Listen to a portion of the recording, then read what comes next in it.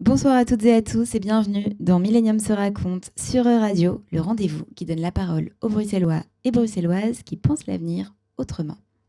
On rêve, on danse, on va chacun, chacune, on joue la chance, pour tout embrasse les lunes. Aujourd'hui, c'est un épisode spécial compétition Jeunes Talents Belges du festival Millennium que nous inaugurons, le festival qui célèbre cette année sa 15e édition anniversaire du 26 mars au 6 avril dans les meilleurs cinémas de Bruxelles et avec pour président d'honneur cette année le grand et dissident Ai Weiwei. Nous célébrons aussi le thème fil rouge, les réalités invisibles, à travers des personnages hors du commun que nous souhaitons mettre plus que jamais en lumière, des personnages qui incarnent de façon héroïque le rôle de leur vie dans chacun des films. Donc cette année, nous avons une compétition Jeunes Talents belge, comme chaque année. On est très heureux d'avoir autour de cette table deux jeunes réalisatrices de talent qui, chacune, ont réalisé leur premier film. Alors Nina Alexandraki, tu réalises Journal d'une solitude sexuelle, un film très incarné et profond sur les nuits passées avec des hommes dans des chambres qui se succèdent et que tu filmes et poétises sur fond de ta voix off, au cœur de l'intime, où tu exprimes tes sensations et ta quête d'une sexualité différente, plus mystérieuse, à contrario d'une sexualité de consommation qui est assez générationnelle et dont tu souhaites t'affranchir. Jordi Coco, tu réalises Where Do I Belong, où tu filmes ta mère et vos rapports sur le passé et aussi votre pays. Un film intime avec des gros plans assez puissants sur ta mère qui exprime aussi sa foi et son parcours de vie. Mais autour de ça, soudain surgit aussi votre relation, faite de non-dits ou de secrets ou de versions contradictoires que tu tentes d'éclaircir. Toutes les deux, vous osez porter à l'écran des récits intimes, des questions profondes, et vous nous plongez dans l'intimité de votre identité. Nina, à travers ton rapport aux hommes et à la sexualité, et Jordi, à travers ton rapport à ta mère et à tes origines. Alors tout d'abord, chacune, comment vous êtes-vous tournée vers le documentaire ?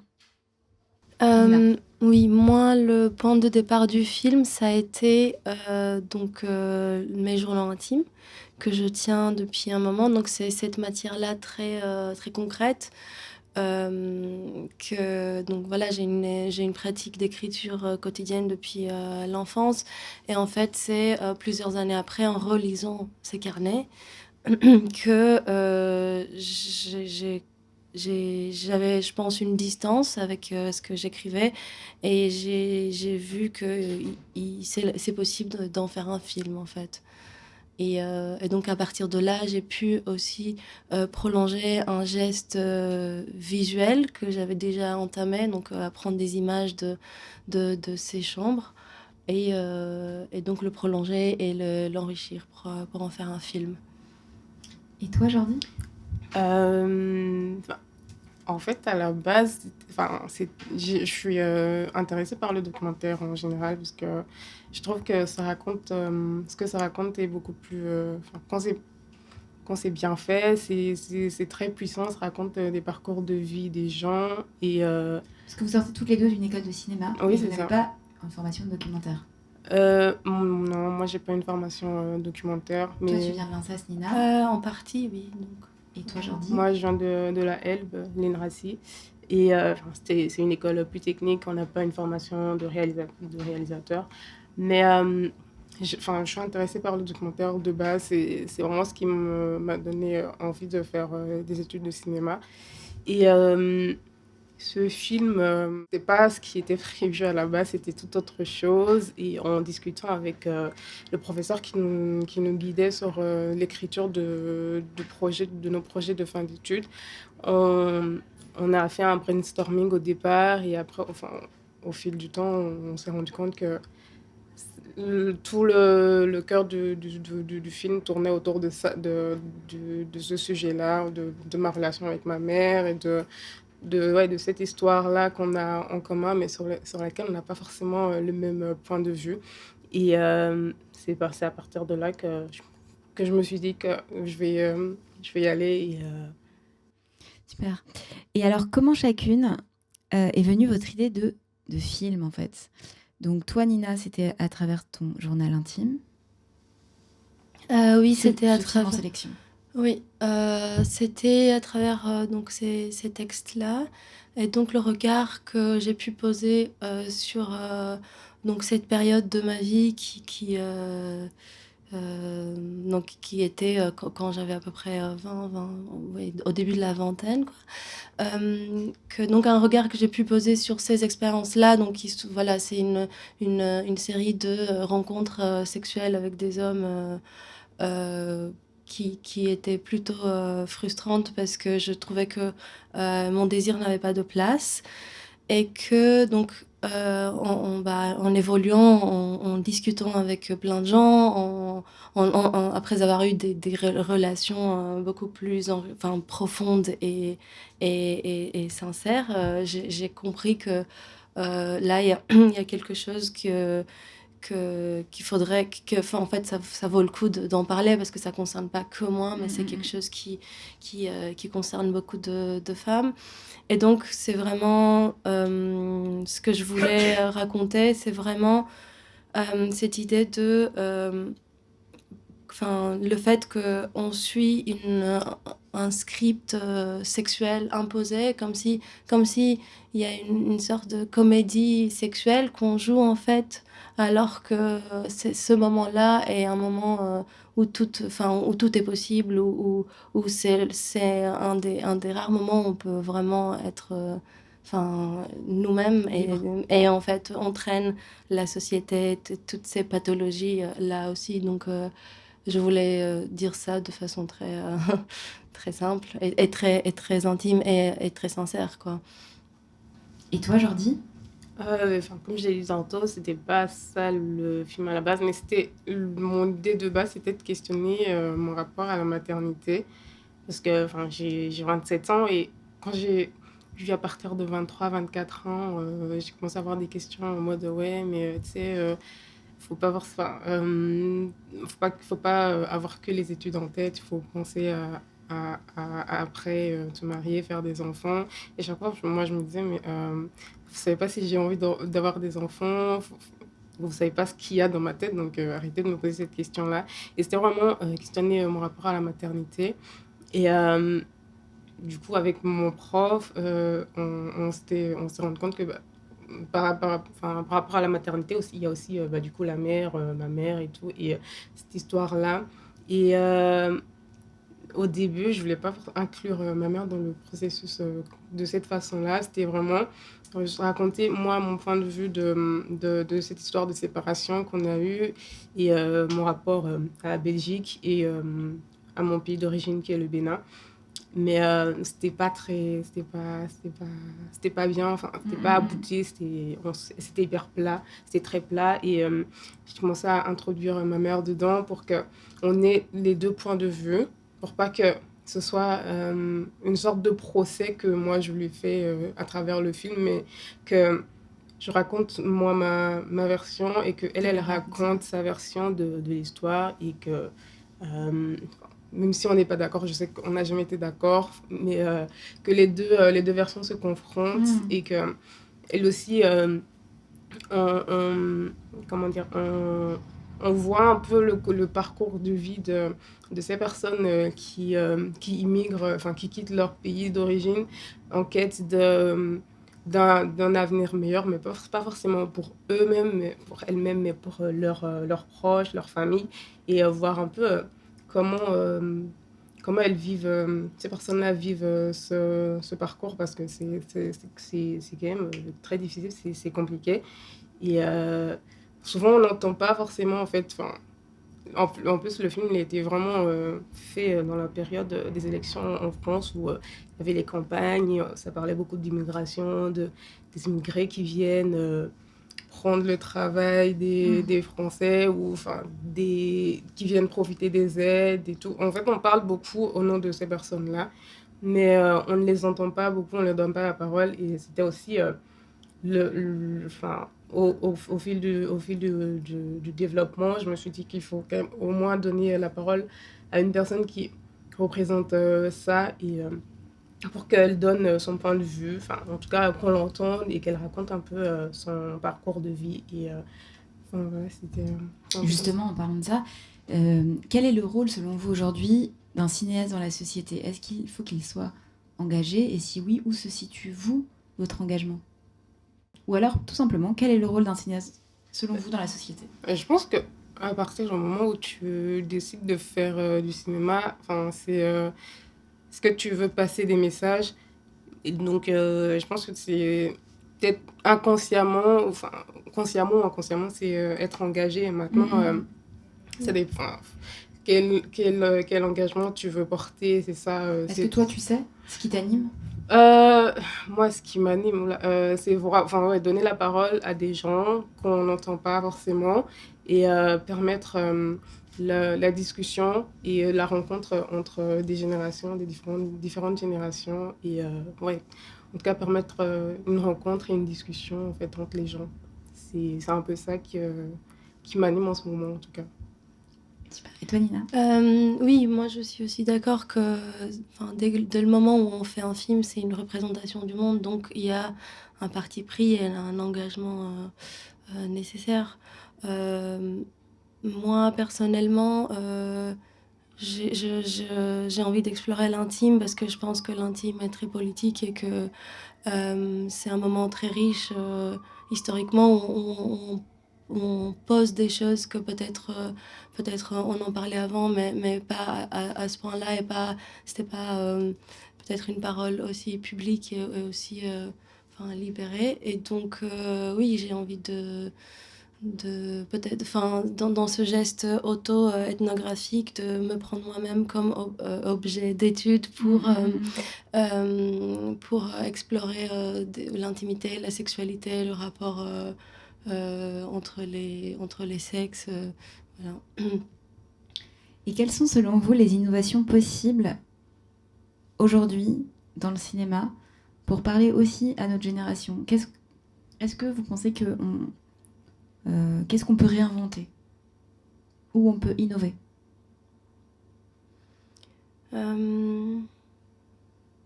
Je pense qu'on a à disposition des outils très démocratiques à portée de tout le monde. Et donc ça, c'est vraiment une chance. Et je pense que faut pas faut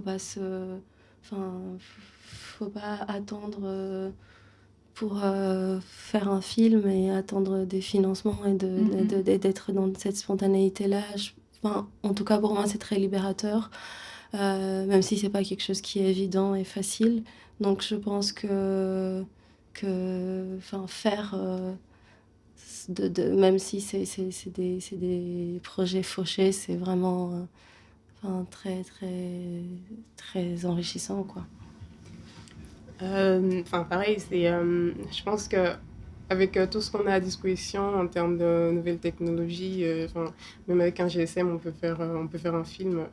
Je pense que après, enfin, je pense que ça dépend aussi de ce que on dit, ce que le film raconte et comment on le fait. Et enfin, tout dépend de la façon en fait. Et, en faisant ça, c'est à partir de ça que on peut intéresser, enfin, que les gens peuvent s'intéresser. La nouvelle génération, il faut aussi parler de ce qui les touche, ce qui les intéresse et pas juste faire un truc comme ça. Et c'est quoi qui les touche et qui les intéresse, selon toi?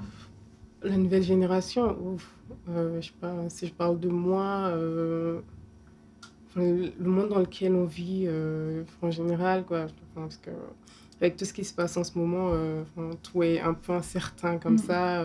Tu sais pas trop de quoi sera fait demain. Est-ce que demain tu te lèves et le monde brûle ou quoi?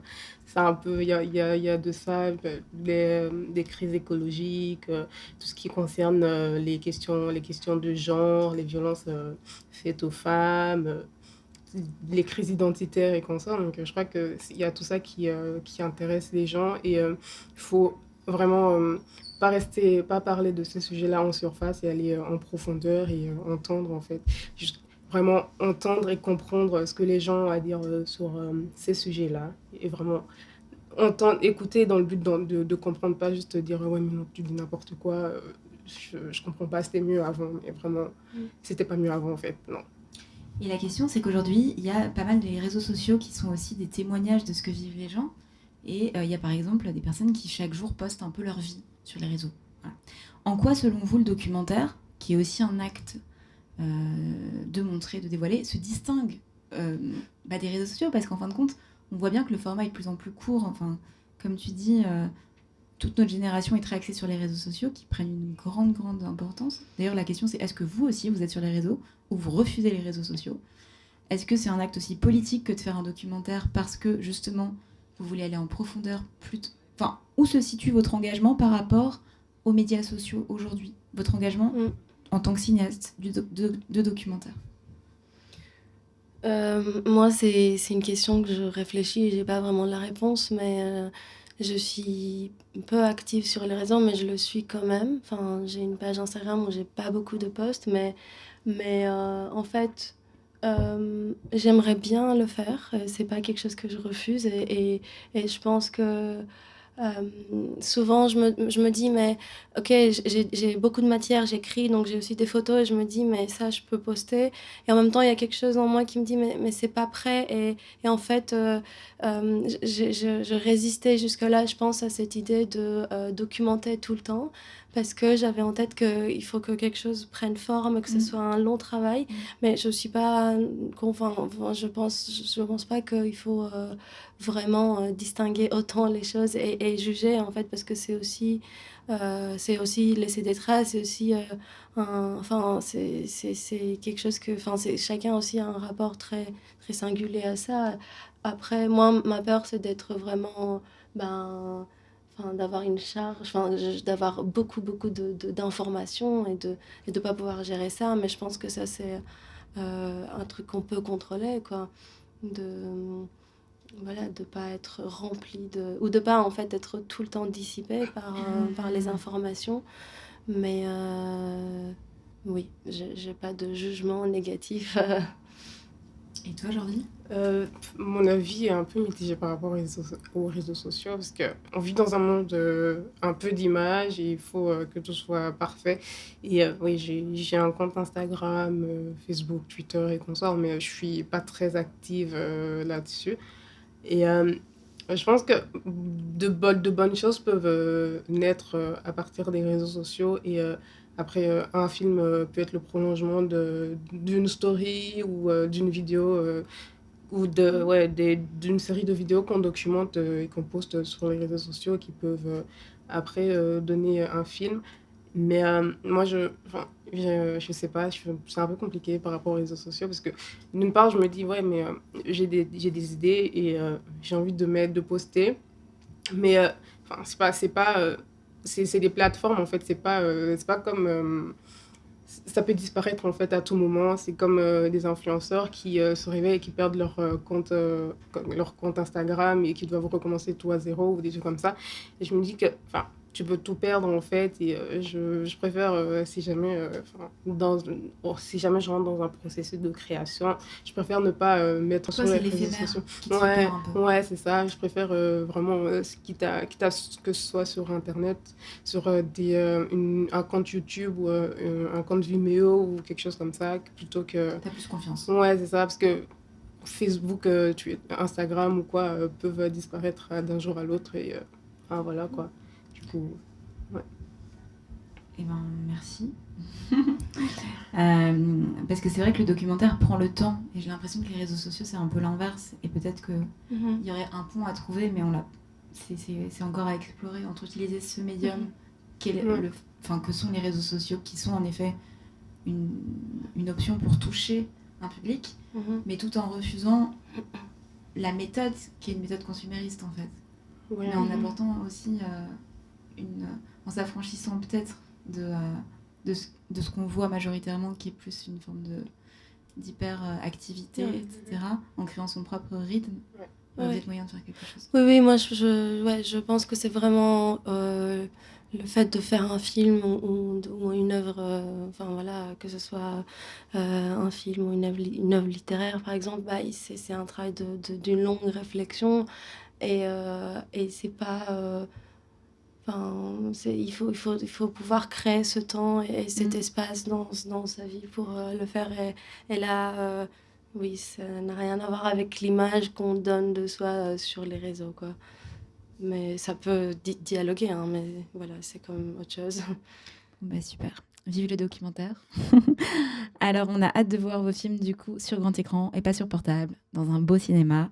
Merci à toutes les deux d'avoir été présentes ce soir et d'apporter des films belges de talent. Merci au Festival Millennium, Azlatina, Lubo, Géopolis, Ulrich qui produisent l'émission, ainsi qu'au Café L'Ascenseur qui nous accueille si chaleureusement. Merci à Claire, Romain à la caméra, Manui aussi à la caméra, Mani au son et toute la belle équipe derrière cette émission. On se retrouve le mois prochain avec de nouveaux invités. Éclaireurs, c'était Millennium se raconte. Je vous souhaite à tous une très belle soirée, pleine d'espoir et d'idées.